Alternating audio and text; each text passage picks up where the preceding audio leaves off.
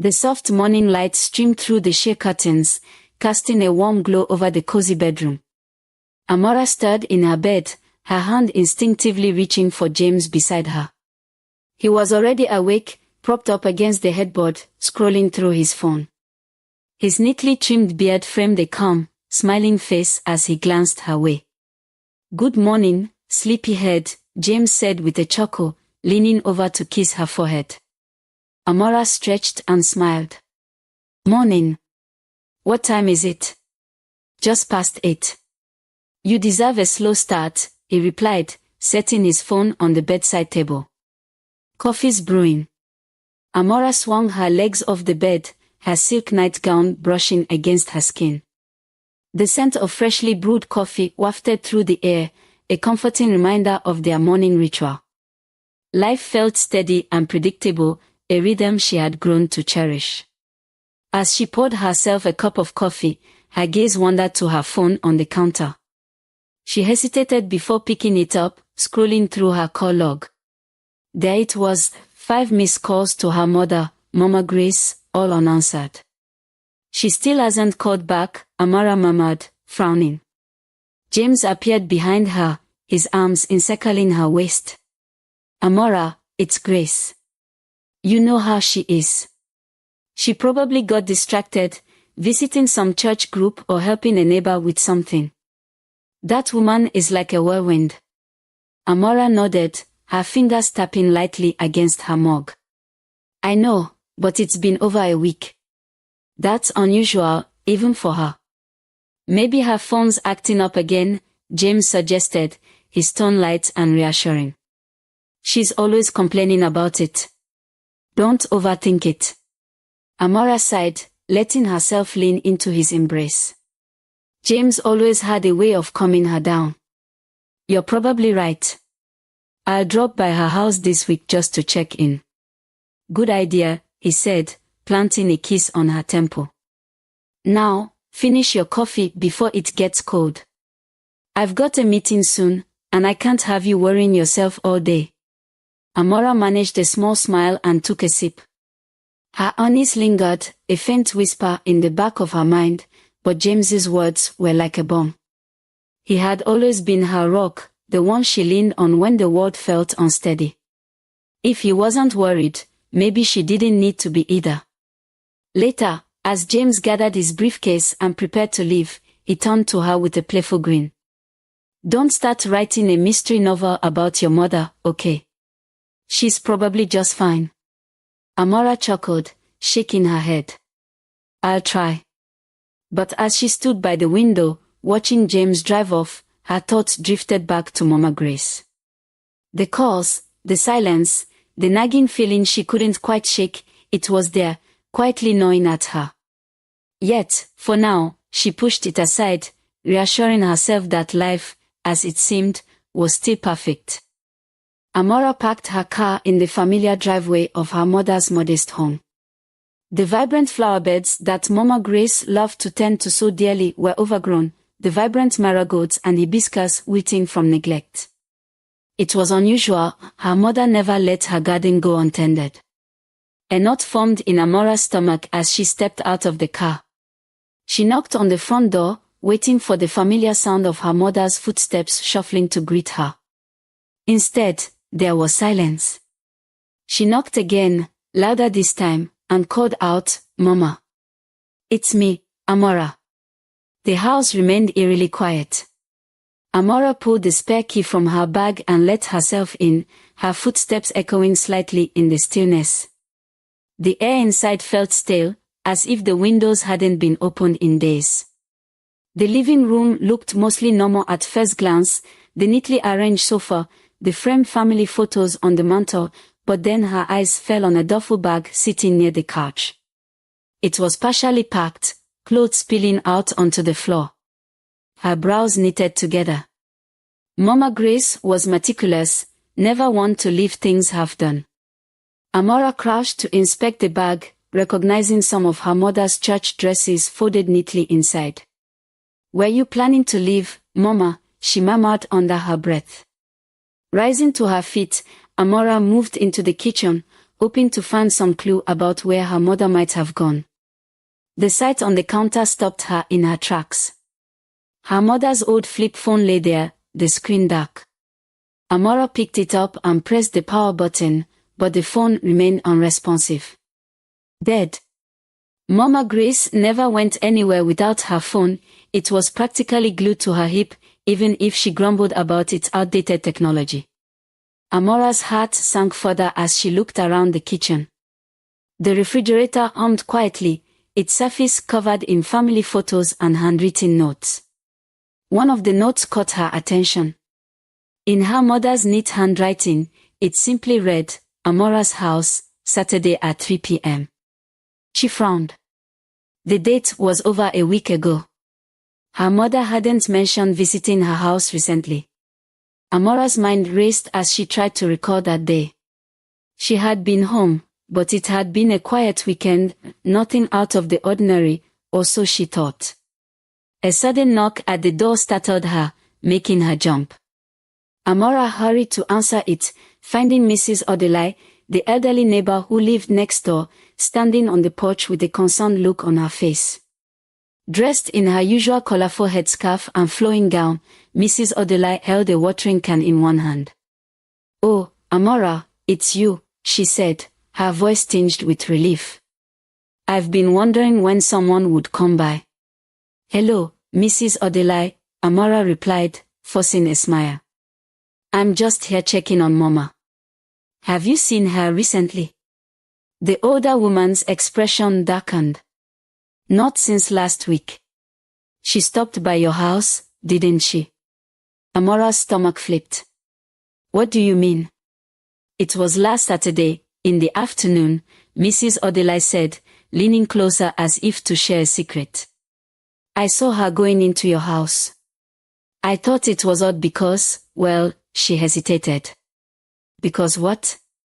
Amora pressed, her voice sharper than she intended.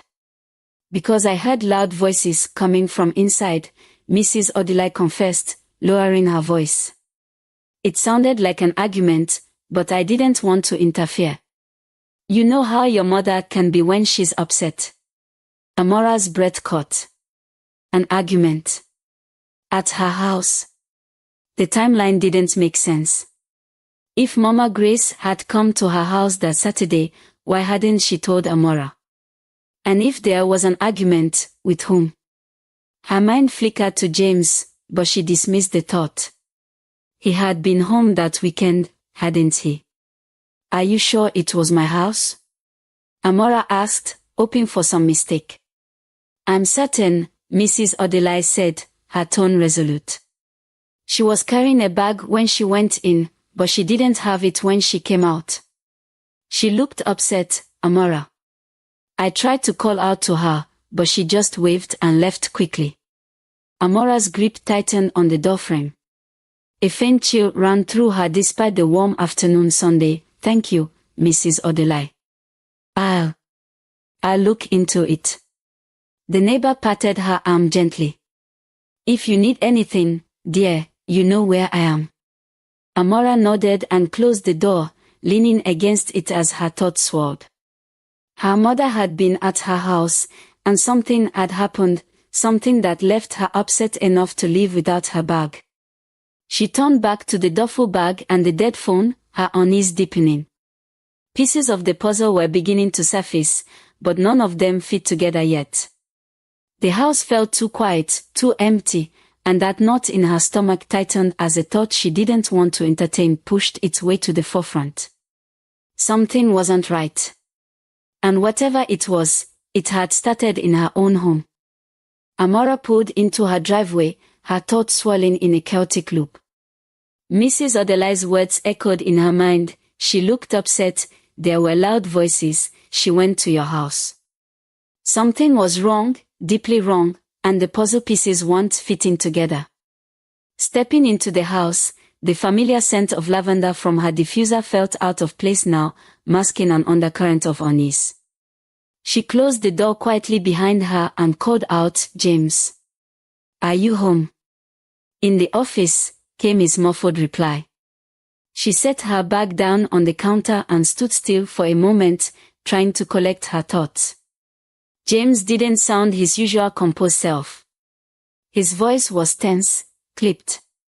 Gathering herself, she walked toward his office. The door was shut, but she knocked lightly. "Come in," he said after a bit, his tone almost reluctant. Amora pushed the door open to find him seated at his desk, typing on his laptop. His face lit up in a strained smile. "Hey, back already? How's your mom?" Her stomach tightened. She wasn't there. James's fingers froze over the keyboard for the briefest moment before he resumed typing, though now his pace seemed slower, more deliberate. "Really? Where'd she go this time?" "I was hoping you could tell me," Amora replied, her voice sharper than she intended. James's hands stilled completely now, and he turned to face her. "What's that supposed to mean?" She crossed her arms, holding his gaze. "Our neighbor, Mrs. Odelai, said she saw Mama at our house last Saturday." She mentioned there were raised voices. James frowned, his jaw tightening slightly. "Mrs. Odelai needs a new hobby. She probably heard the TV or something." "She said Mama looked upset when she left," Amora pressed. "And that she didn't have her bag with her when she walked out." James exhaled heavily, leaning back in his chair. "Amora, I don't know what she's talking about. Your mom hasn't been here in weeks. If she was upset, it wasn't because of me. You don't remember her coming here? Not even last Saturday." Amora's voice wavered. "Amora," James said, his tone softening, "I swear, if Grace was here, I didn't see her. Maybe she stopped by when I was out." Amora studied his face, searching for cracks in his calm exterior. He met her gaze steadily, but there was something in his eyes, something evasive, as though he were choosing his words carefully. As James returned his attention to his laptop, Amora's mind drifted to moments she hadn't thought much about before but now felt significant. Mama Grace had always been warm toward James, but she had a way of watching him, almost as if she were waiting for him to slip up. There was the time they were discussing Amora's inheritance. Mama Grace had asked James, casually but pointedly, "You're not planning on touching her savings, are you?" James had laughed it off, but his voice had a sharp edge when he replied, "I don't need Amora's money, Grace. I make enough of my own." Amora had brushed it off then, chalking it up to a clash of personalities. Mama Grace had always been protective of her, sometimes to a fault. But now, the memory seemed heavier, more loaded. Then there was the time Mama Grace had directly accused James of hiding something. They had been at a family barbecue, and Amora overheard her mother saying, "Secrets have a way of coming out, James. You do well to remember that." James had laughed again, but his tone was tight, almost mocking. Later that evening, when Amora asked him about it, he dismissed it. "Your mom has a wild imagination. She probably thinks I'm running some sort of mafia," he'd said, rolling his eyes. At the time, it seemed absurd. Now, it didn't. Back in the present, Amora snapped out of her thoughts to find James staring at her. "You okay?" he asked, his voice too casual. "I'm fine," she lied, turning toward the kitchen. "Just tired." As she busied herself with tidying up the counter, she couldn't help but notice James's subtle movements. He glanced at his phone on the desk, his fingers drumming against the armrest of his chair. He looked tense, far from his usual composed self. "Working on something important?" she asked, nodding toward his laptop. "Yeah," he replied without looking up. "Client project. Got a deadline." She walked closer, leaning on the doorframe. "What kind of project?" "Amora," he said, finally looking at her, his smile tight, "You know I can't discuss work stuff." "Right," she said, nodding slowly. "Just wondering." He returned to his screen, but she caught the way his shoulders stiffened. It wasn't like him to be so guarded, not with her. A few minutes later, James stood abruptly, shutting his laptop. "I'm going to grab a shower," he said, his voice clipped. As he walked past her, she noticed him pocketing something, a small key, barely visible, but enough to catch her eye. Her heart thudded in her chest. Was it for the locked trunk in the basement? After James disappeared into the bathroom, Amora made her way to his office. The laptop was locked, the screen displaying a password prompt. Her hands itched to try and guess it, but she knew better. Instead, her eyes scanned the desk for any clues. She noticed a drawer slightly ajar and pulled it open. Inside were papers, bills, receipts, and a few envelopes. One of them caught her attention.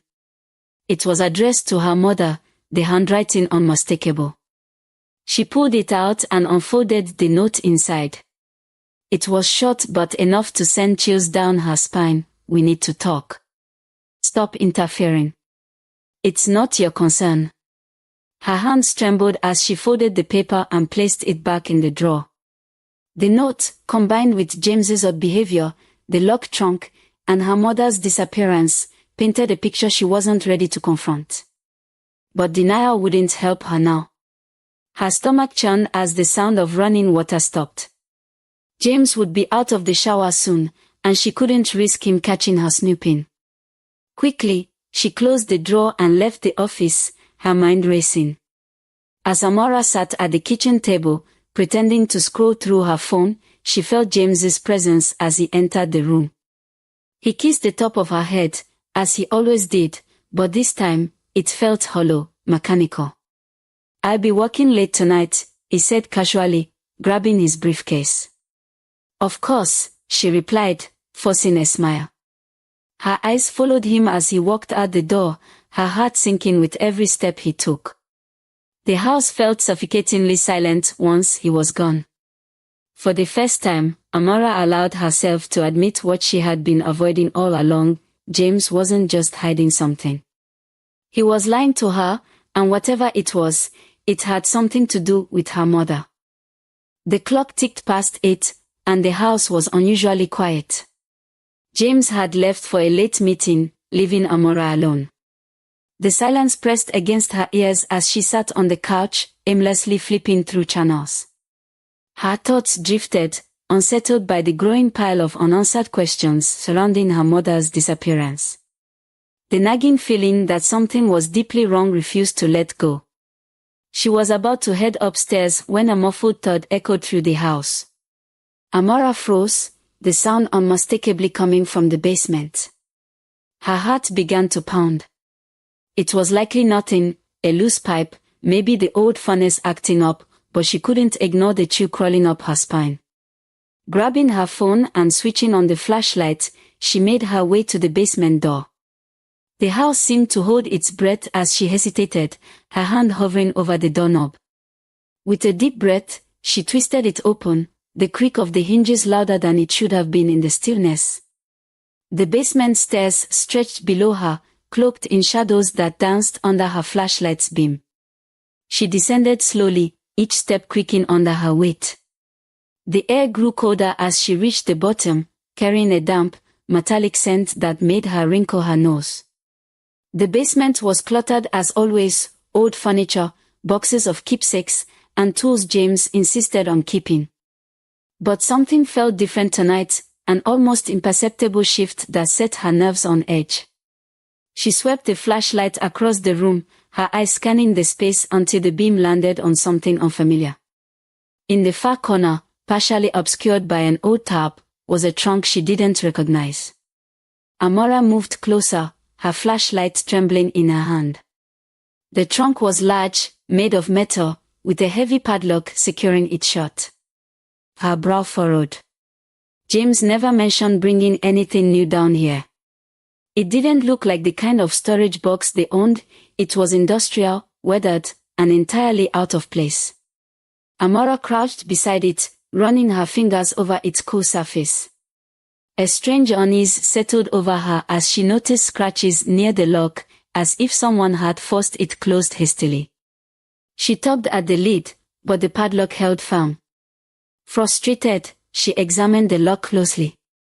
There was no way she'd get it open without a key or tools. As she stood up, a faint, foul smell reached her nose. She froze, her flashlight slipping slightly in her grip. The odor was faint but unmistakable, putrid, decaying, like something long gone bad. Her stomach turned, and she instinctively stepped back, her mind racing. The noise she'd heard earlier, could it have come from inside the trunk? She shook her head, trying to dismiss the thought, but the smell lingered, refusing to let her push it away. Her breathing quickened as she paced the basement, her mind darting between possibilities. Could it just be spoiled food? Something James stored without thinking. But why the lock? Amora's eyes darted back to the trunk as if drawn to it against her will. She tried to convince herself that she was overreacting, that there was nothing sinister about it. But the oddities in her mother's disappearance, the bag left half-packed, her phone abandoned, Mrs. Odelai's remarks, kept piling up in her mind, each one pointing her back to this very moment. I need to find out what's in there, she thought, biting her lip. But how? Breaking the lock seemed extreme, especially when she didn't have the right tools. Calling the police felt equally drastic. What would she even say? That her husband brought home a locked trunk, and she didn't recognize it. Her flashlight beam faltered, the shadows closing in again as her thoughts spiraled. She couldn't ignore the smell or the pit forming in her stomach. If she waited too long, she might lose whatever chance she had to figure out what was happening. Get a grip, she muttered to herself, her voice trembling in the empty basement. She scanned the shelves, hoping for something she could use to pry the lock open, but everything seemed useless. A rusted crowbar caught her eye, but even as she grabbed it, her hands hesitated. Did she really want to know what was inside? What if the answer shattered the fragile stability of her world? Her phone vibrated in her pocket, jolting her back to the present. She pulled it out, her fingers fumbling, and saw James's name flashing on the screen. Her thumb hovered over the green button, but she couldn't bring herself to answer. What would she say? That she was standing in the basement, staring at a locked trunk, wondering if her husband was hiding something unthinkable. The call ended, and Amora let out a shaky breath. She glanced back at the trunk, her resolve hardening. She had to know. Suddenly, a noise from upstairs made her freeze. The sound of the front door opening and closing echoed through the house, followed by James's familiar voice calling out, "Amora. I'm home." Panic surged through her. She hadn't expected him back so soon.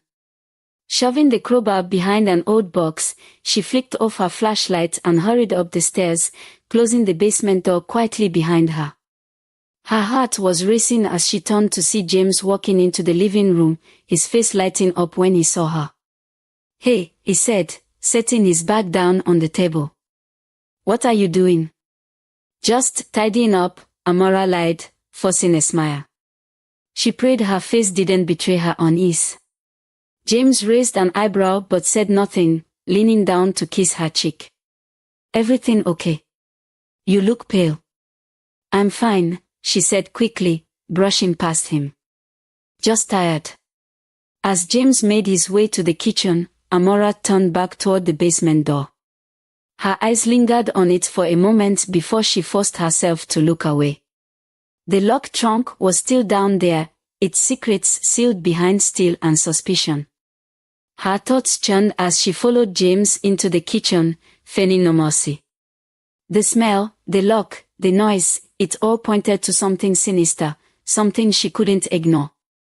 But for now, she had no answers, only dread curling in her stomach like a living thing.